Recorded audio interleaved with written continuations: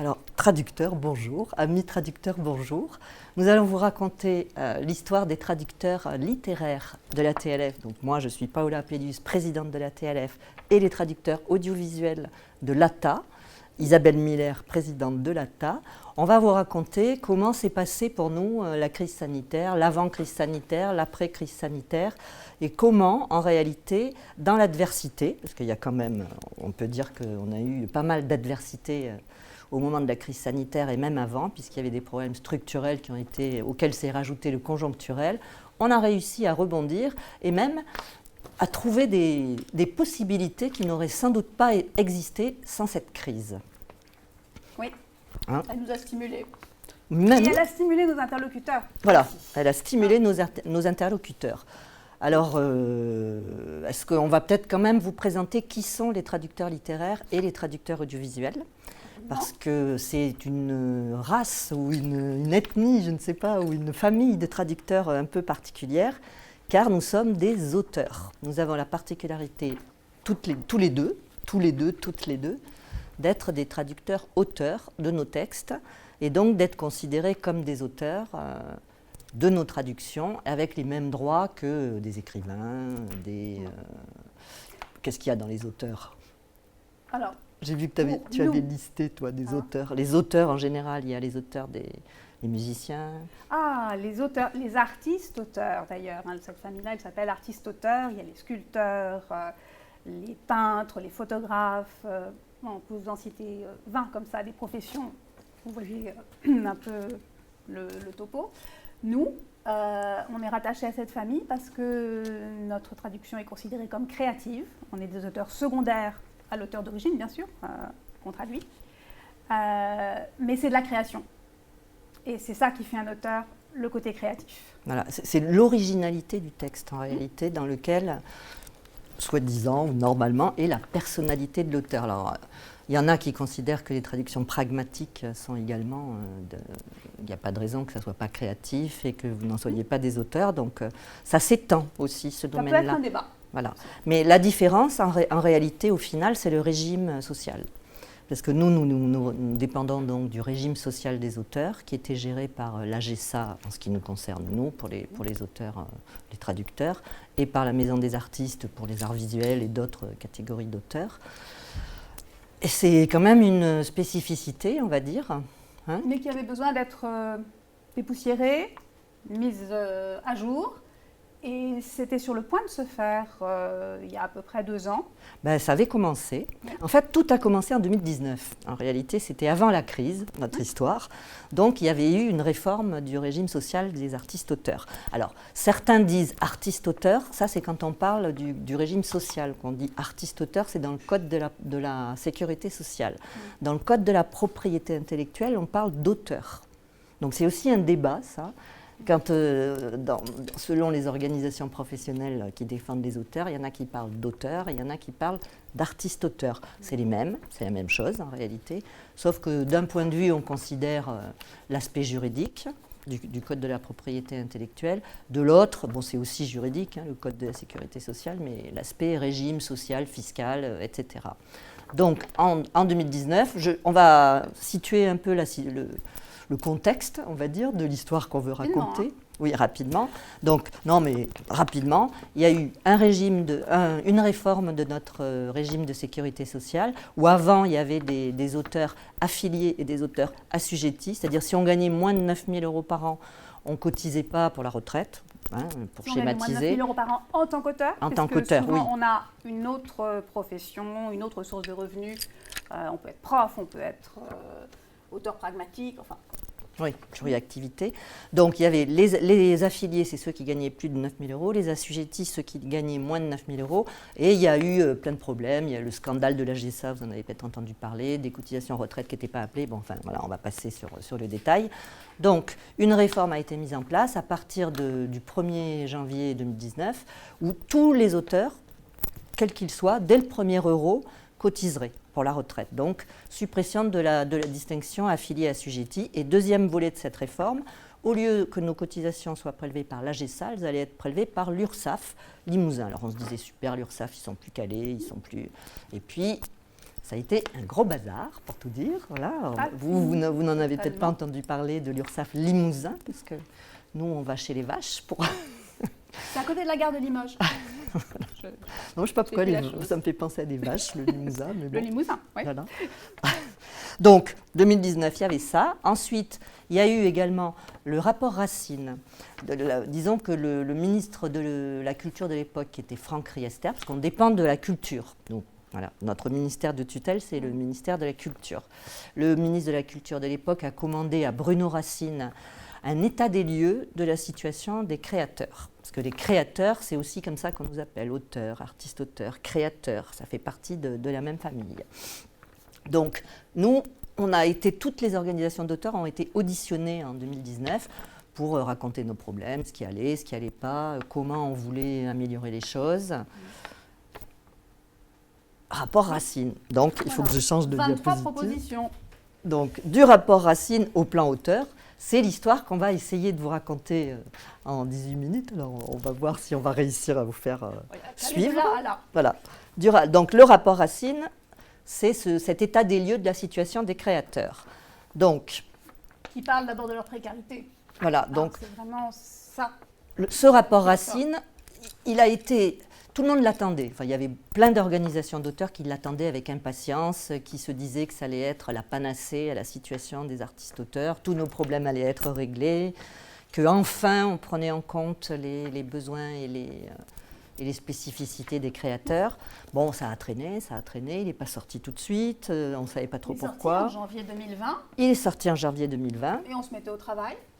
Et pan, il y a le Covid qui est arrivé en même temps. Donc on s'est retrouvés Covid. Oui, un peu bloqué chez nous, comme tout le monde. Mais finalement, il y a eu énormément de réunions. Notre difficulté en tant que bénévole dans la profession, c'est avec tous nos camarades qui sont dans les assos, c'est d'arriver à suivre tout ce qui se passe et à représenter nos collègues partout où il faut. Mais on nous a fait plein de réunions à distance, des visios.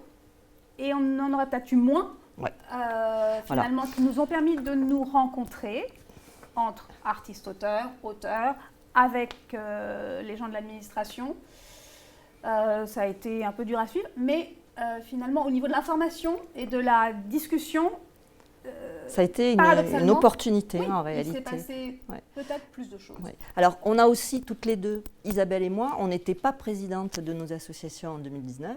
Moi je suis devenue en juin 2020. Toi, moi en janvier 2020. Voilà, donc en réalité, on est des présidentes de crise, on va dire.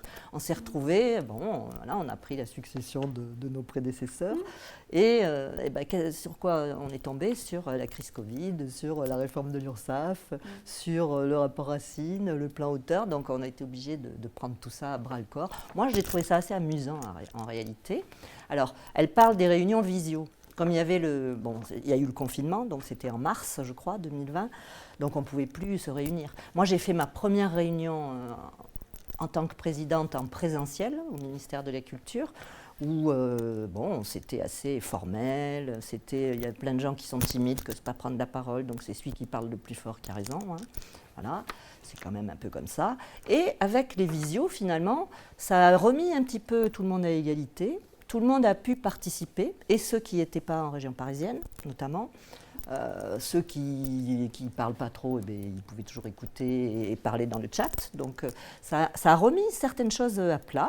Alors j'ai une petite anecdote, moi, qui est quand même assez amusante, parce que, moi je trouve, la première réunion visio que j'ai faite, c'était avec Franck Riester. C'était Franck Riester qui convoquait les organisations d'auteurs pour nous parler des problèmes de crise, des solutions d'urgence qu'ils allaient mettre en place, etc. Et moi, j'ai 2 adolescents chez moi qui ne sont pas habitués à ce que je fasse des visios. Donc, alors qu'on était en train d'être auditionné par Franck Riester, il y a mon fils il avait 19 ans à l'époque, qui est musclé, qui fait de la boxe, qui est un sportif, qui est passé en caleçon derrière. J'ai vu les yeux de certaines personnes sur le truc de visio qui, personne n'a rien dit, hein, parce qu'on fait comme s'il ne se passait rien. Mais donc maintenant, c'est devenu un petit peu un leitmotiv. Chaque fois que je fais une visio, il y a mon fils qui passe en slip, parce qu'il est tout le temps en slip, en réalité. Comme, je sais pas, il met un point d'honneur. il est tout le temps en caleçon. Alors après, il s'est fait tatouer, alors on voit son tatouage. Enfin, donc voilà. Mes interlocuteurs peuvent suivre l'évolution physique de mon fils ou de mon chat. Quelquefois. C'est bien, c'est une bonne pub pour l'asso, je pense. Voilà. Moi, j'ai que le chat et ça devient très banal chez les auteurs, le chat. Non, mais c'est vrai que quelquefois, nous-mêmes, dans nos âgés, il y a mon fils qui passe et puis il y a quelqu'un âgé qui dit « Ah, le fils de Paola en slip, check !» Donc c'est bien, ça fait un petit... Alors, juste ce que je voulais dire aussi, c'était que le confinement nous a aussi apporté des opportunités donc, pour la visio, mais également, le confinement, avec toutes les mesures qui ont été prises par le gouvernement, comme les arrêts maladie pour garde d'enfants. Alors nous, les artistes-auteurs, ils se sont dit, mais vous travaillez toujours chez vous, donc pourquoi vous auriez des arrêts maladie pour garde d'enfants? Alors il a fallu bien leur expliquer que non, quand on a un enfant en bas âge, on ne peut pas travailler sur notre ordinateur et notre traduction. Donc ça a permis finalement de faire comprendre des choses aux administrations sur nos professions, déjà, qui était un premier point, et d'y trouver des réponses administratives. Donc, ensuite, il y a eu le fonds de solidarité. Peut-être tu veux dire quelque chose dessus, toi? Les fonds de solidarité ont été longs à venir. On l'a eu à la fin du mois de juin 2020. On a eu donc accès à ce soutien qui était bienvenu pour un certain nombre d'entre nous dont l'activité s'est arrêtée. Et les situations étaient très disparates, mais je pense que cet accompagnement a été crucial pour un nombre important d'entre nous. Et effectivement, on était frappés de voir que les outils n'étaient pas adaptés. Peut-être parce qu'on est une petite population, parce qu'on est marginaux. Je pense qu'ils ne connaissent pas, ils ne connaissaient pas. Il n'y avait pas de mauvaise volonté de la part de l'administration, mais il n'y avait pas d'efficacité. Et toujours des promesses de « ça arrive la semaine prochaine ». Et donc, oui, on imagine comment c'est angoissant pour quelqu'un qui a besoin de remplir son frigo et qui ne peut pas. Non, mais on s'est surtout rendu compte, effectivement, le fonds de solidarité ne nous a pas été accessible parce que notre régime social et fiscal n'était pas compris par les administrations et que pour y accéder sur le site des impôts, il fallait avoir un numéro de SIRET et déclarer nos revenus en BNC, comme la plupart des indépendants. Or, notre régime social, il est à cheval sur le régime des salariés et sur le régime des indépendants. C'est André Malraux qui l'a créé en 1964 pour les auteurs. C'est une fiction de salariat, c'est-à-dire qu'on est comme si les éditeurs étaient nos employeurs, sauf qu'ils ne cotisent pas, ils n'ont pas de part patronale, donc pour eux c'est très bien. Et nous, on paye les cotisations salariales comme des salariés, et la part patronale est payée 1,1% par les éditeurs et par la solidarité nationale. En réalité, c'était pour que l'État aide les auteurs, ce système de sécurité sociale. Donc, comme on est peut-être moins de 300 000 personnes, Donc, le fonds de solidarité ne nous a pas été accessible.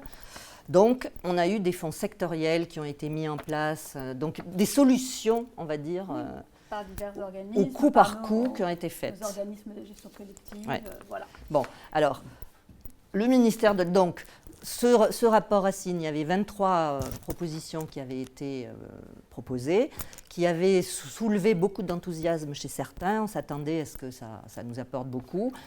Toutes ces réunions qui ont eu lieu, alors les réunions, c'était presque une par semaine. Donc, on se voyait tous, donc c'était bien. Et ça a débouché sur 15 mesures qu'après... Ensuite, oui, parce que... On a changé de ministre. Voilà, on a changé de ministre. Et Roselyne Bachelot nous a déroulé 15 mesures qui s'appellent le plan auteur. Et alors, ces 15 mesures ne reprenaient évidemment pas toutes celles du rapport Racine, mais on a quand même pas mal avancé, on va dire. On a quand même obtenu des choses. On a obtenu... Alors, on a gagné en visibilité. Oui, ça, on a gagné en visibilité. Soutien. Déjà, nous avons une délégation spéciale auteur au ministère de la Culture. Nous avons lancé des négociations sectorielles. Nous, dans le secteur du livre, on est en plein dedans, où on a une réunion par semaine avec les éditeurs pour essayer d'améliorer nos conditions d'exercice. On vous admire, on vous envie et on va marcher dans vos pas. Il faut que le CNC, qui est notre organisme de tutelle, démarre la chose, mais on va discuter. Bon, bah écoutez, voilà, on ne peut pas tout détailler non plus. Mais il va y avoir une enquête de représentativité auprès des organisations d'auteurs pour savoir qui va pouvoir les représenter pour gérer notre organisme de gestion sociale. Enfin, en tout cas, les choses ont été prises en main. On a quand même gagné, grâce à l'adversité, on a gagné en visibilité. L'État s'est dit, en plus, il y a l'échéance électorale où Roselyne Bachelot veut obtenir des choses tant qu'elle est là et que dans 6 mois, elle ne sera peut-être plus là. Donc, ça, il nous speed. Alors, c'est à la fois, on est content parce que ça nous apporte de la visibilité et des solutions, qu'on peut enfin aller expliquer nos problèmes, mais on ne sait pas trop quand, ce que ça va donner et si on va tenir longtemps comme ça. Mais en tout cas...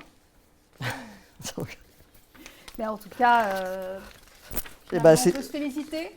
Oui, on peut se féliciter. Malgré l'adversité qu'on a. Voilà. Alors, moi, je voulais conclure en disant, voilà, c'est comme la chanson de Alain Souchon, c'est « On avance, on avance, on avance, c'est une évidence, on n'a pas assez d'essence pour faire la route dans l'autre sens, on avance ». Et voilà. Et puis ensuite, on verra si on peut. On ne pourra pas faire la route dans l'autre sens, mais en tout cas... Maintenant, on est parti vers une autre aventure pour les auteurs, artistes, auteurs et créateurs. Bravo Paola. Et donc, et merci à tous. Ce n'est pas encore la fin, mais ce n'est qu'une étape. On pourra revenir. Oui, on vous en dira plus. Alors, il n'y a pas de véritable question, il y a quelques commentaires, notamment sur la révolution du visio dans nos vies, les chats, les autres habitants du foyer, le pyjama, les charentaises. Oui. Mais effectivement, un commentaire intéressant sur la manière dont la crise a permis aux administrations de comprendre ce que ça voulait dire que de travailler chez soi. Ouais. Et les effets positifs de cette découverte. Oui, non, ça c'est vrai, oui. Ah oui, c'est vrai, c'est pour ça que je laisse passer mon fils derrière moi, parce que comme on parle justement des conditions de précarité, de travail, des artistes-auteurs qui sont tout seuls dans leur coin, qui même dans les négociations avec les éditeurs, l'autre fois, il y avait mon autre fils qui est passé, alors lui il se baisse parce qu'il est plus discret, lui, voilà. Mais là il voulait me parler alors que j'étais en pleine réunion de négociation avec les éditeurs. Parce que tu es toujours en réunion. Ben oui, je suis tout le temps en réunion, il faut bien dire. Et du coup, j'ai cru couper je voulais couper le son, je voulais couper ma caméra et en fait j'ai remis le son et ils m'ont tous entendu dire à mon fils « Mais qu'est-ce que t'es chiant !» Voilà. Bon. Mais écoutez, c'est comme ça, c'est le quotidien, c'est notre quotidien, donc au moins ça apporte du concret aux éditeurs et qu'ils se rendent compte un peu qui on est, finalement. Donc c'est toujours un bien pour un mal, je trouve. Mais je suis d'accord. C'est comment ils disent les Anglais, la ligne argentée du nuage. Non, il n'y a pas une expression comme ça. Every cloud has a silver lining. Voilà. C'est ça. La bordure argentée. Voilà. Bon, on pourrait discuter aussi de mon avis, mais... C'est le verre à moitié plein, en réalité. Alors, une dernière chose. Quelqu'un propose, trouve cette intervention très intéressante et propose son aide aux assos. Donc les associations, on a l'ATLF qui a un site web absolument splendide avec plein des contrats pour les auteurs, plein de choses. Contactez-les. Il y a l'ATA, l'association des auteurs, l'association des traducteurs, adaptateurs de l'audiovisuel. Voilà, pareil. Il y a un site aussi. Web, oui, il est bien leur site aussi. Je suis sûre qu'ils ont besoin de bras. Et bien sûr, la SFT est toujours ravie d'accueillir de nouveaux membres et de faire appel aux bénévoles. N'hésitez pas à contacter l'association qui vous parle le plus. Oui. Tout ça. Alors nous, on peut que, effectivement... Nous, on prend les traducteurs littéraires. Oui, mais il y en a beaucoup parmi vous qui ont plusieurs activités. Donc voilà, allez où votre cœur vous amène, allez un peu partout aussi si vous voulez piocher et aider une fois ici, une fois là. Les bénévoles, on n'en a jamais assez parce qu'il y a tellement de sujets à traiter. Ça, c'est vrai. C'est passionnant, vraiment. C'est quelquefois un peu austère, mais finalement, quand on se plonge dans les sujets, c'est très intéressant. Et puis, chacun a le droit de faire ce qui lui est le plus familier, le plus naturel, ce dont il a le plus envie. Donc, il y a énormément de choses à faire. Allez vers les assos. Et on apprend plein de choses quand on est dans les assos, justement. En fait, ça permet aussi de se professionnaliser, l'air de rien. Complètement.